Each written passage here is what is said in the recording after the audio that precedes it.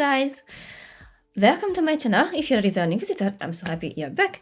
In this little video, I'm going to talk about how you can connect your folders in Substance Series Sampler and use their assets immediately. I think it's a little bit like an overlooked function, and I thought it's a good idea to show it to you. Let's dive into it.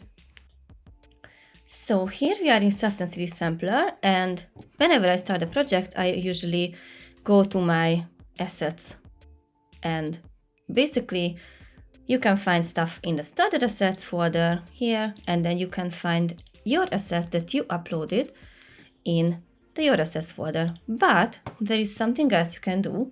As you can see, here I have this folder called design project and how I did it. Now I'm going to disconnect it and start it all over again. So you click on this connect local folder button, and basically you select a folder.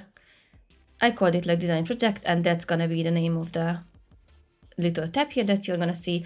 And as you can see, I have like different kind of assets in this folder, and you can just open it. And now it's connected. And if you open it, you can see that everything that is on your computer basically available in this folder immediately, and you can start